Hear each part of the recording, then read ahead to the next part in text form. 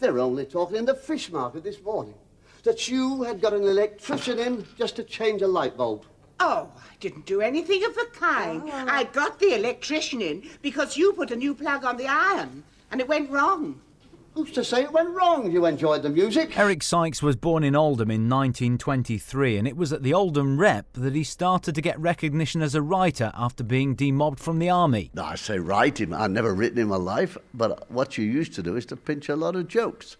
And then you just strung a lot of jokes together. Like they've always done, ad infinitum.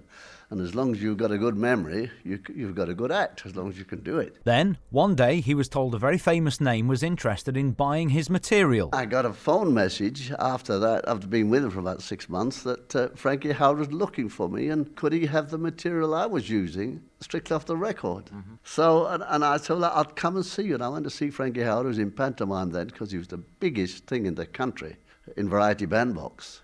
And he was buying a list of jokes for £2 a sheet, you know. And I started to write for him. But I wrote for him in a different style. Now, ladies and gentlemen. Now, listen. You know me, don't you? Now, look, no, I'm not the one to complain, am I? Now, fair play. You've got troubles of your own. I mean, you don't come here to listen to mine. I know that.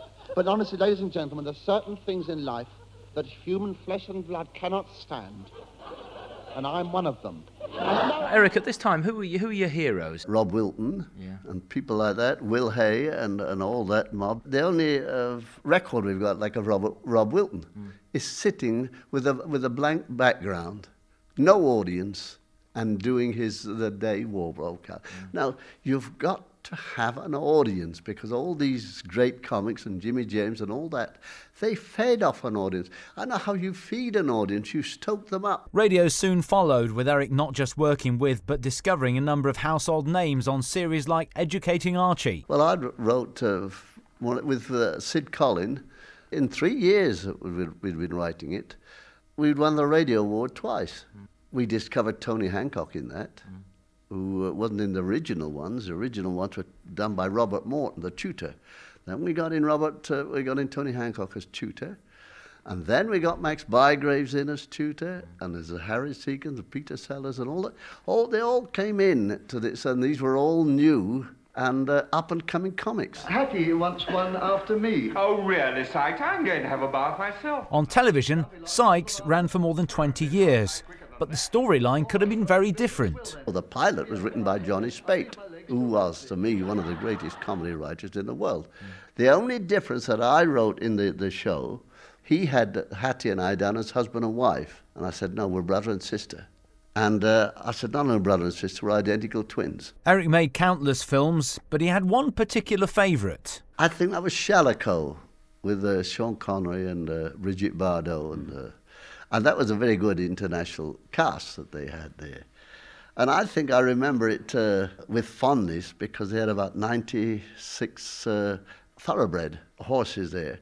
And every Sunday, like 4 of us or 5 of us with Sean, who used to get on these and ride out for miles and pick the oranges off the trees, eat them while we were riding, and stop at these little bodegas and have some rough red wine. And Sunday evening was usually football.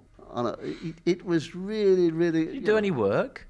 Oh, yeah, during the week. I mean, we were working, and especially Sean, he had a heck of a lot to do. I didn't have too much to do. I was playing a butler. His love of visual humour inspired him to write, direct and appear in the award-winning silent movie The Plank alongside Tommy Cooper. I'd say to him, I'd like to do a thing about 2 men taking a plank from one thing to another. Right, and all he said to me is, when do you want to do it?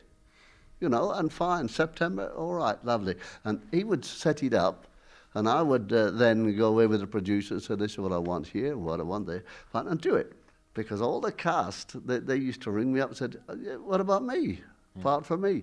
And that's why they were always cast very good, and people used to like to be in them, because they didn't have any lines to learn, because I used to draw on their strengths. Eric Sykes was awarded the OBE in 1986 for his services to drama, and in 2004 he was elevated to CBE. And he told me he wanted his comedy to be his legacy. I want people to look at my programs when the grown-ups say, oh, I used to watch those when I was 7-year-olds or 8-year-olds. Like a lot of people have said, oh, I was brought up with you And the thing. Now, this to me, it's a compliment